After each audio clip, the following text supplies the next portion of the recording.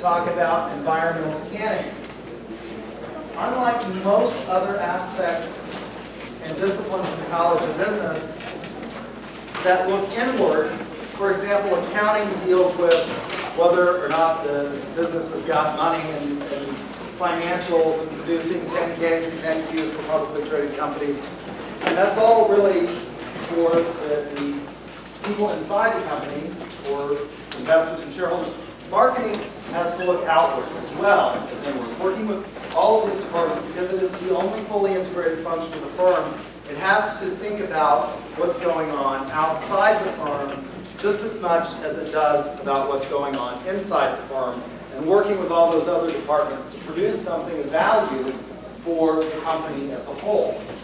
And so there are 5 things in an environmental scan that a company needs to consider. And I'm going to give you an example today from history of how these 5 elements all come together and interplay with each other. So they're not mutually exclusive silos. And the one thing that you have to think about in marketing is how all of this stuff will fit together into a cohesive whole and add value for yourself, your clients, your customers, and society as a whole. So the environmental forces that we'll look at are social, economic, technological, competitive, and regulatory. And there's a nice, for those of you who have the older edition of the book on page 65, there's a nice figure there, a nice table that gives you some examples of each of those. And we'll talk a little bit about each and how they, again, interplay with each other. And a historic example that impacted marketing and is detailed in a woman named Elizabeth Cohen's book called A Consumer's Republic, where she talks about consumer citizens and the impact that they have, and particularly consumer citizens and minorities, women and African Americans and others. And she does a good job of detailing this.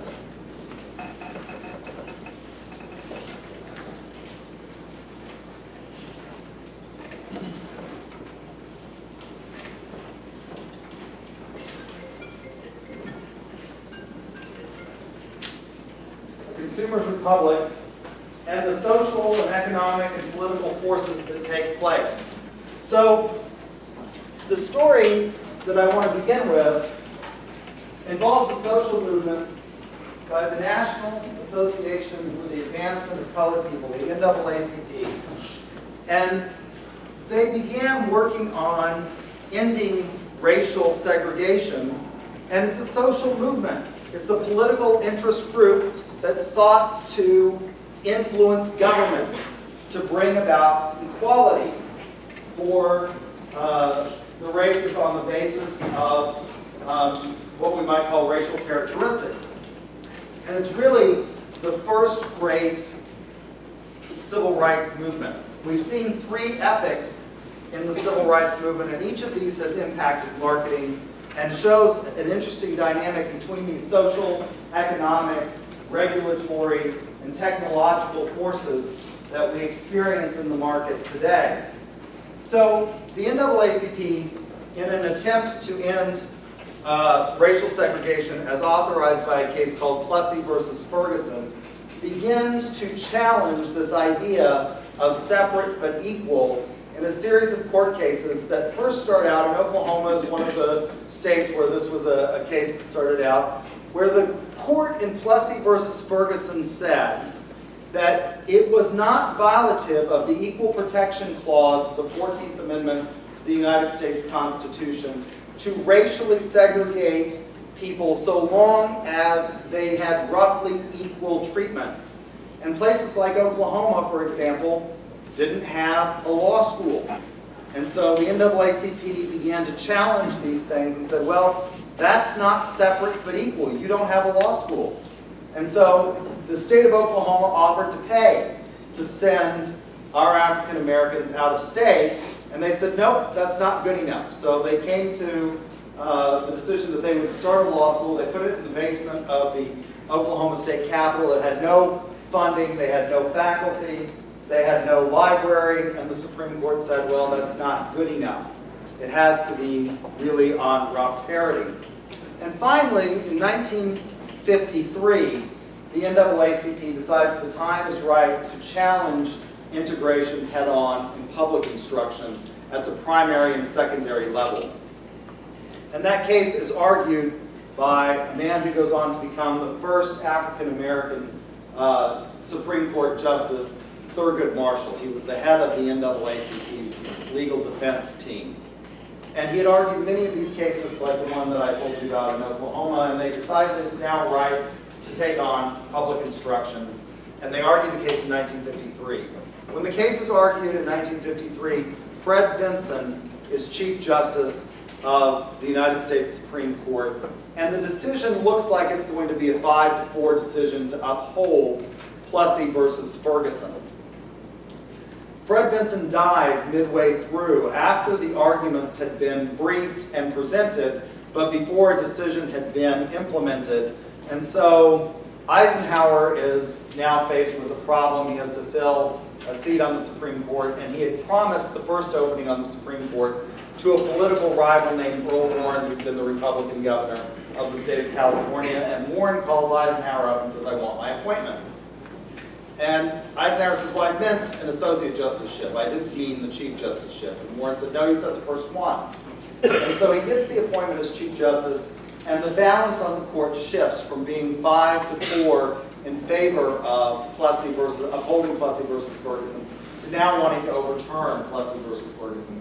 And through the sheer will and magnetism of Earl Warren's leadership, he converts those other members of the court so that the court comes up with a unanimous decision in Brown versus the Board of Education of Topeka, Kansas.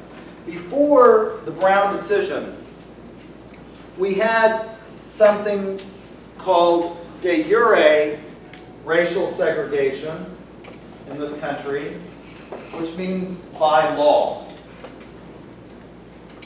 It was permissible to segregate in all sorts of areas, and all of life in the southern parts of the United States were segregated, even businesses. So once the Supreme Court in Plessy versus Ferguson issues its decision, the South begins to demand segregation in all sorts of things. And it's not just in public instruction. There were separate facilities for blacks and whites in movie theaters, in restaurants, in lodging, in all of these facilities that are necessary to everyday life.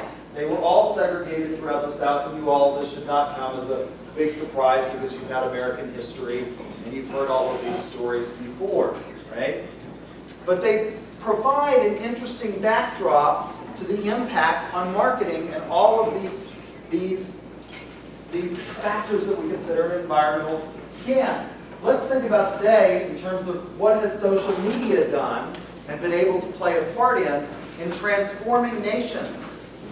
Through the power of Facebook, the Arab Spring took place, and governments, because of the social movement in the Middle East, fell.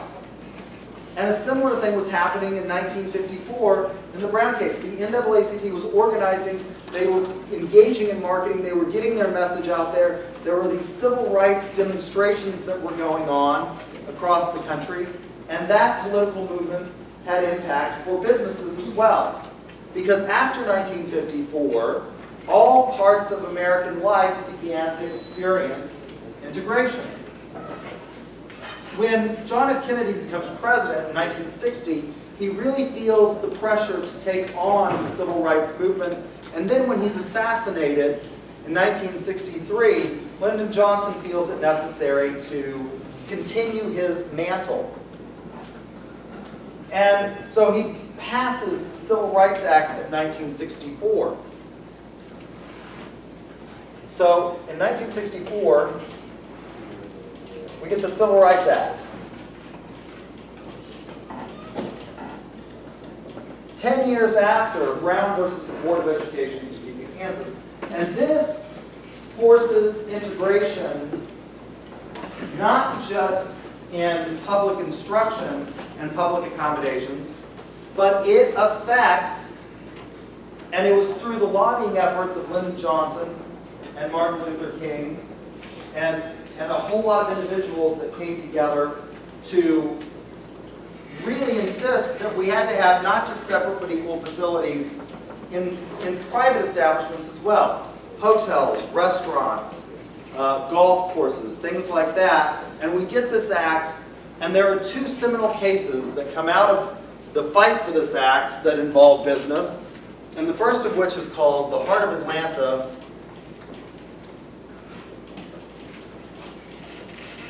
Motel versus the United States, 1964. And Katzenbach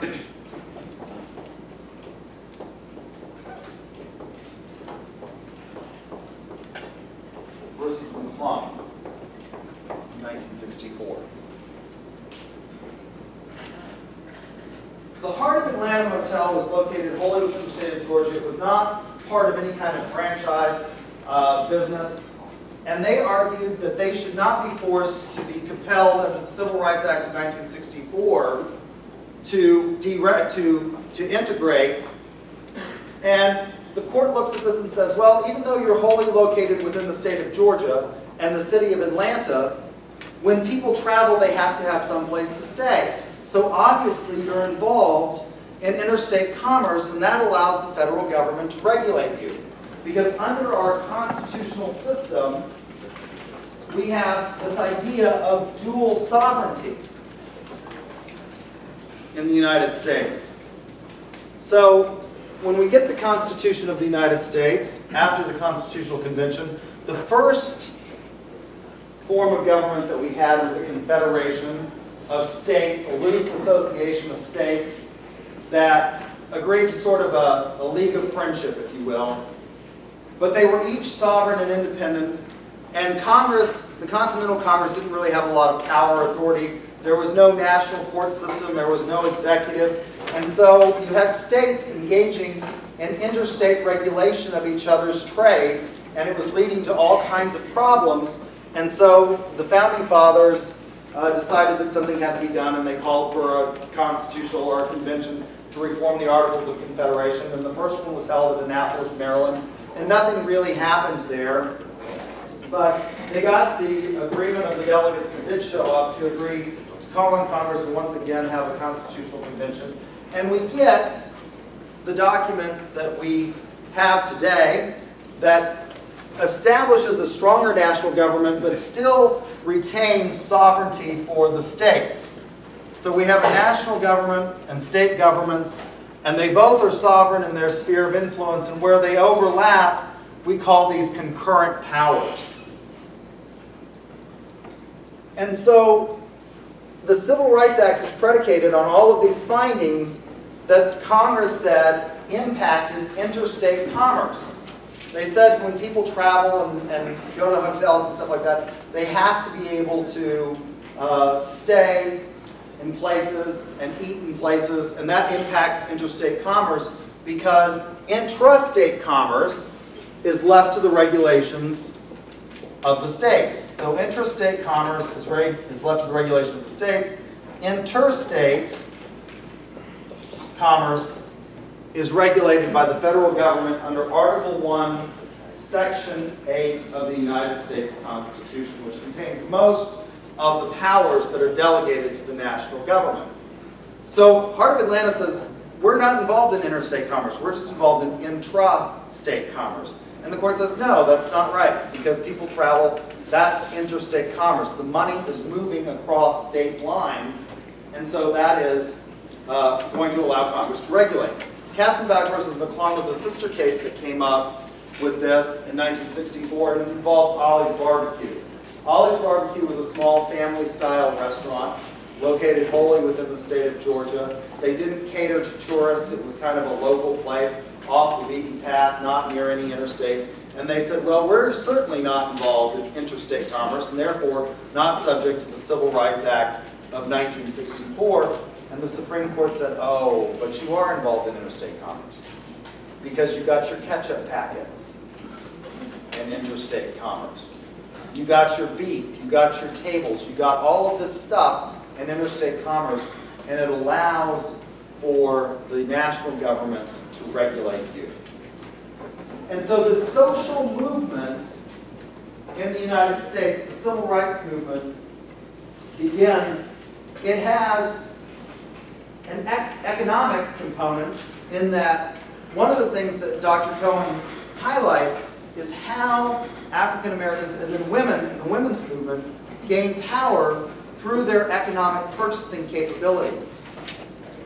And by expanding these opportunities for these historically disadvantaged groups, it has impacted the market and impacted business. Businesses change. They have to change radically. Today, I don't think anybody would seriously suggest that we should go back. But in 1954, this was a radical change to foist on businesses, and a lot of businesses didn't like it. They didn't want to be subject to these kinds of regulations. So we see the social movements impacting the political environment that impacts business, and that impacts the competitive environment. Because businesses that became more friendly had a competitive advantage now. It's incredible how much wealth and prosperity these kinds of movements are able to generate. When you increase productivity, it increases the GDP and it increases the standard of living, and a larger tide raises all ships. So it affected the competitive environment, the regulatory environment, the social environment, and we see this today with the use of Facebook and Twitter, that companies are using these social aspects to influence. And then the regulatory environment has to also deal with this. And so in the United States, we have historically had two different models of federalism. Beginning with our founding until about 1930, we had what was called the layer cake model of federalism, in which case the national government was pretty small and the state governments were the more active role. And the civil rights movement, the Great Depression, which is an economic force, and then technology are the three things that have led to a new model emerging where we have what's called the marble cake model of federalism, where it's almost impossible to determine where the state governments begin and the federal governments end. So these civil rights movements impacted one aspect. Technology impacted another aspect in terms of the regulation that businesses face. So how's technology impacted what kinds of business regulations we face today with regard to these social movements, like the movement in the Middle East with the Arab Spring, and even here in the United States? How has that impacted the regulatory environment? What have we had to do? We're having to come up with all kinds of things because these tools are so powerful that things that we didn't think of before are now necessary to regulate. Like what? Privacy. Privacy. Because we're now so connected and so plugged in, and a lot of your information can be hacked. And so one of the groups that's emerged from the social movement, the Arab Spring, has been ISIS. Not all of this is good, right? And what's one of the concerns? So we're now hearing about, for example, Hillary Clinton's emails and not being kept on a secure server and problems with that. So all of these factors play in to each other. Technology has led to a shrinking of the world, and it's impacted social movements like the Arab Spring. It's also impacted the ability of historically disenfranchised groups to get their message out and communicate. And it's impacting businesses. So, for example, what's one of the things? There's been three great movements in the civil rights causes. The first was African Americans. The second civil rights movement was the women's movement. Right? After the Civil War, we get 3 amendments to the United States Constitution. The 13th, which frees the former slaves. The 14th, which contains the Due Process and Equal Protection Clause of the Constitution. Well, it contains the second Due Process Clause and the first Equal Protection Clause of the United States Constitution. And then the 15th Amendment, which grants the formerly enslaved people the right to vote. But women didn't get the right to vote until which amendment? The what? The 19th Amendment. So it took some time. So we've seen that second great movement. Now, the third great movement that I think we've seen in terms of civil rights is what? What's the most recent? The gay rights movement. And it's impacting businesses. Because people like bakers are saying things like what? How many of you have heard about the baker case? What does this baker not want to have to do? She doesn't want to have to bake a cake for a gay wedding. And so they've sued her, or him, I can't remember if it's a her or him, to try and force this into force regulation. And so these social movements, all of these things interplay with each other, and we have to consider how they all come about to impact our business environment. Social networks. Demographic trends. So what's happening in terms of the demographics that we need to be aware of? And things like the civil rights movement have impacted. What's happened with regard to demographic trends? One of the things that we're seeing is that for the first time in history, there are more generations all working alongside each other in the workforce. And again, this has impacted the regulatory environment that businesses have to deal with. Another aspect of the civil rights movement, the one that's less discussed in these three great epics, was the ADEA, Age Discrimination and Employment Act, which said that you couldn't force people to retire. When I first started here at UCO years and years ago, we had a mandatory retirement age for professors. Is that a good idea? No? I don't know. Maybe as I get older, I started teaching here when I was 22 years old, and I was younger than most of my students, and so I could relate to them very easily. Now, 20 years later, after doing this, I notice that I don't relate to my students as well as I used to, and they look at me with this look like, what planet did you just beam down from? Because they don't necessarily get my jokes. I came in the other day and said some dirty commie has stolen the chalk or the eraser, and we all don't remember the communists. So, I don't know, maybe we should have a mandatory retirement age for professors, but the ADA says you can't do that. It's another aspect of this civil rights movement. So we now have 4 generations all working alongside each other in the workforce, and that presents challenges for business. What are the 4 generations? Well, we have traditionalists. These are probably your grandparents or maybe your great-grandparents' age. They came of age during or shortly after World War II. And what's their value system? What? Hard work. Hard work. They want hard work, 8 hours of work for 8 hours of pay. Their children are the baby boomers, who are now also in the workforce. And they're caught in the middle between these two. They sort of have some of the values of the traditionalists, but they also want family life balance. Then we have my generation, which is Generation X. And what is Generation X about? We were the first generation to be the me generation. And so Gen Xers don't necessarily want to work or want to live to work. We want to work to live. And this is impacting the way we think about what we should be doing in the business world. And finally, we have your generation, which is Generation Y. What do you all present to the workforce? Technology. What? Why do I have to work? Why do I have to work? Yeah, you're very technologically sophisticated, but you don't understand why you have to work, 8 hours. And so these demographic trends are things that we have to think about in our population. Generational cohorts. It's led to increases in the need for healthcare. And the healthcare industry as the population ages and grays, so we have to think about that. Culture. Now, how does culture play a role?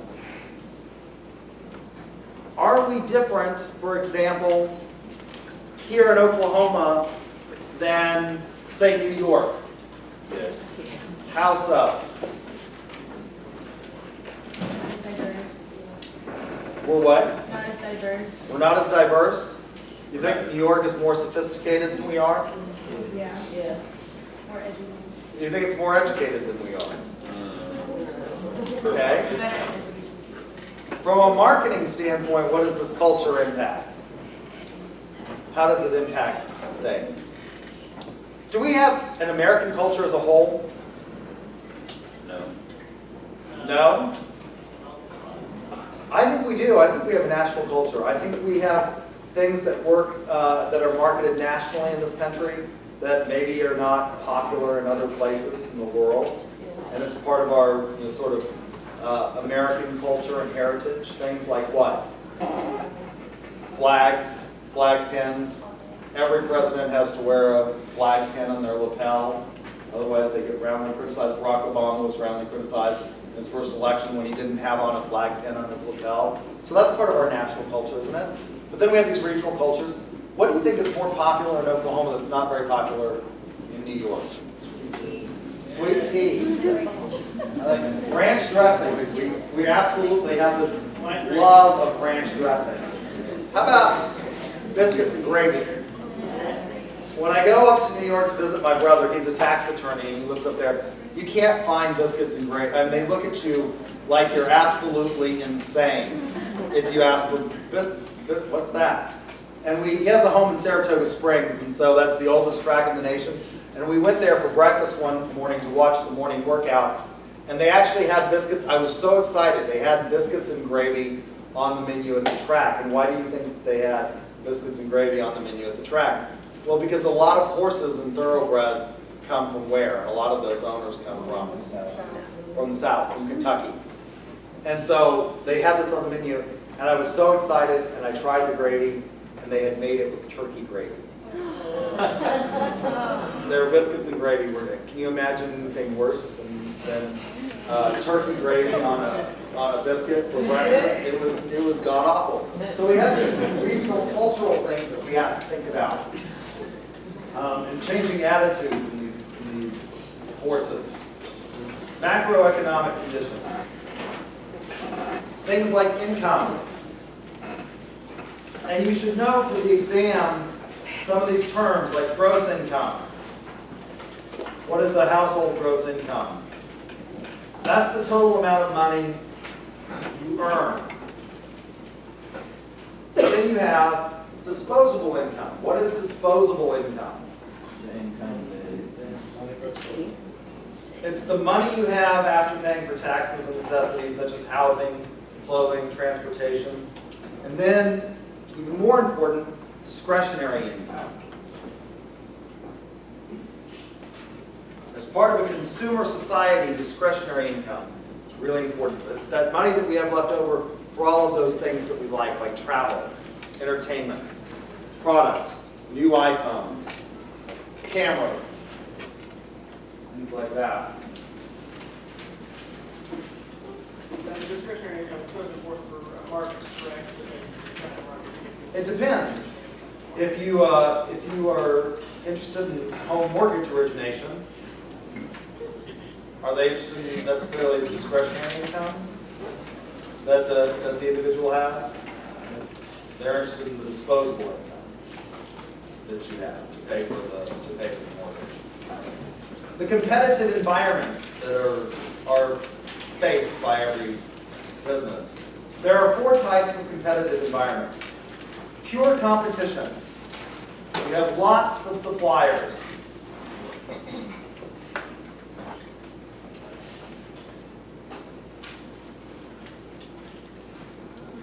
What's an example of pure competition? Do we have many pure competitive markets anymore?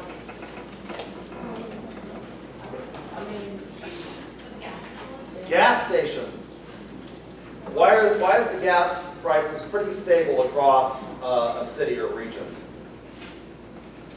There's lots of gas providers, gas stations that you can stop at, right? You've got what? OnQ, Valero, Shell, Sam's, 7-Eleven, the Walmart gas station. And so it's highly competitive. Does anybody have a corner on the Oklahoma City market? Can you find places where it's less competitive? at one point in time, when my brother was going to, I went to OU and my brother went to OSU. When he was going to school at OSU, and I don't know if it's still this way, there were two guys who owned all of the gas stations in Stillwater. All of them. And it was remarkable how the prices of gas in Stillwater were always 15 cents higher than everywhere else in the state. It was an oligopoly. There was a few providers. And then pure monopoly. Monopolies, again, this is an example of how regulation impacts the economic forces, because we generally don't allow, under the Sherman antitrust regulations, for most monopolies. Now, there are some exceptions to that, such as what? Utilities. What? Yeah, utilities. They have a monopoly in a very limited geographic area. Can you just decide that you're going to buy your power from anybody else? If you live in Edmond, can you decide that you're going to buy your power from anyone other than Edmond Electric? You can't. They have the monopoly. Now, one of the things that's interesting in that competitive environment is what's happening within the consumer environment and the electric utility. Solar panels? A lot of people are actually going to alternative energy, and they're then selling their excess back. My mentor at New Mexico State for my PhD has put in enough solar panels that he's getting a check back from the utility in New Mexico for about 120 bucks a month, because it's nice and sunny in Las Cruces in southern New Mexico. And so that's going to change that, maybe that competitive environment some. Things change. This technology, for years and years, solar was not efficient enough to really be a big threat. But now, as a result of changing technology, it's having an impact on the competitive and economic forces.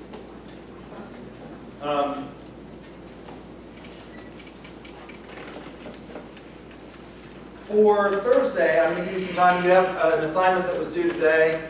For Thursday, we're going to start talking about ethics.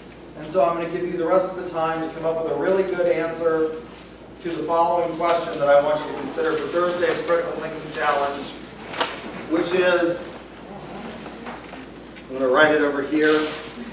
What is justice?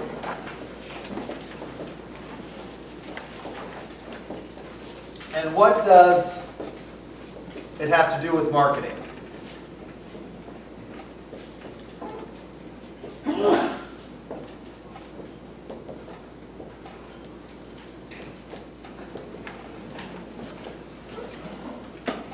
All right, so I'm going to give you the rest of the time to think about that and how it impacts this idea of integration with the environmental scan that we just talked about today.